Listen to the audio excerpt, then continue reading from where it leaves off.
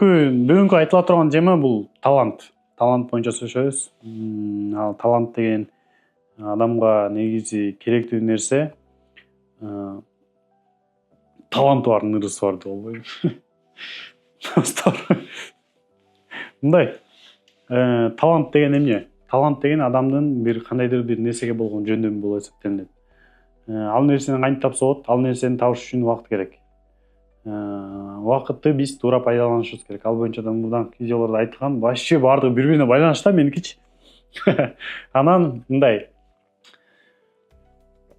Талант деген негизги учурда биз көп иштерди кылганда башка адамдарды көрсөк, биз айтабыз да, ой бул таланттуу турбайбы, ой бунун таланты бар турбайбы? Бирөө ырдап, мисалы акынды айтсак деле, акын ырдап чыкса, биз айтабыз, ой бунун таланты бар турбайбы, бул ой сонун ырдай турбайбы, бунун деген таланты элге таанылмал экен да деген сыяктуу сөздөр көп уланат.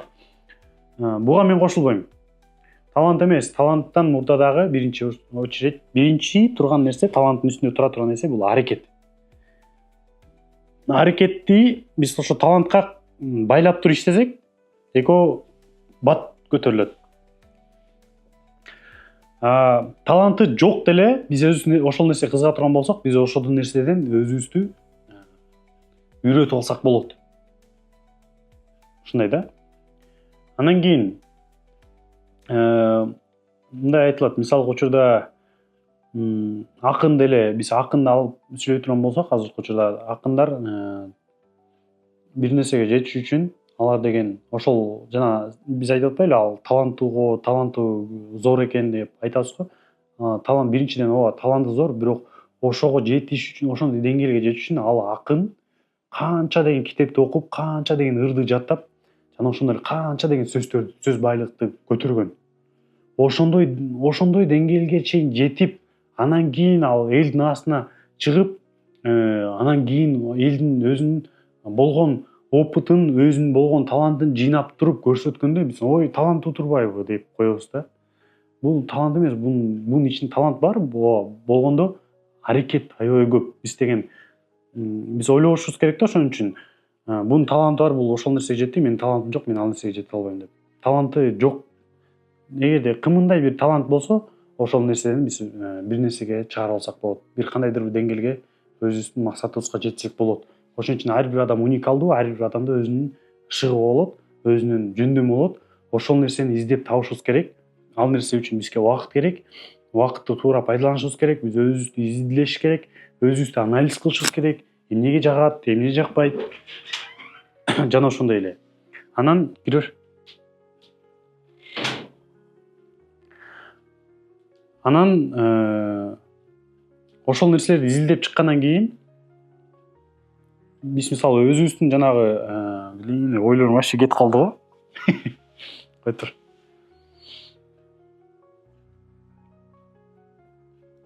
Өзүбүздүн жөндөмүбүздү тапкандан кийин биз ошол нерсеге убакыт бөлүп туруп, ошол нерсе менен иштешибиз керек болуп калат да. Анан дагы эмне айтайын дедим эле?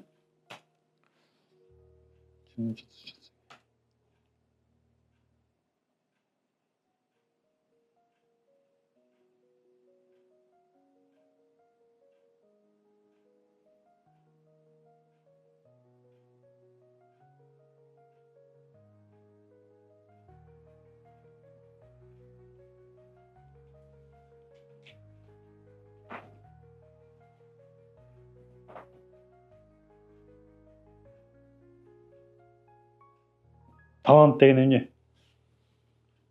Талант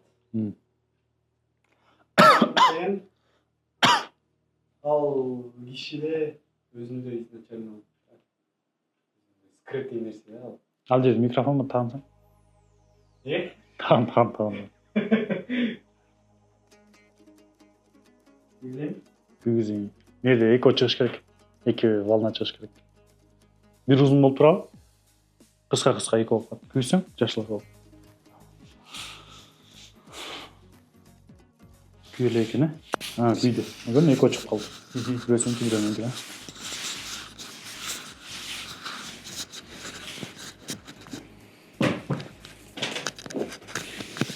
Давай отур. Кереги жок. Отур нараны. Кереги жок кой. Мейлі анда ушундай эле тура бер. Мен кандай көрүнөт экен бияктан? Нормально эле, бетиңиз чоң болуп калат экен, бирок нарыраак кыласыз го дейм. Мен өзүм мындай отурат да. Нормально же? Нормально эле негизи. Суроо. Талант деген эмне? Менин боюмча талант деген бул кишиде өзүндө болот да, ичинде бекинип турат да. Кишиде өзүнкү ошол талантты табыш керек да. Мисалга учурда ал талантты кантип табыш керек? Эч нерсе кылбаса, ал талант табылбайт да. Ар нерселерди кылып көрүш керек. Кайсы нерсе сеники жакшы болуп келатса, ошону катуураак кылып, кармап калып, анан көбүрөөк кылып эметсе талантын кармап калыш мүмкүнсүң да. Туура эле.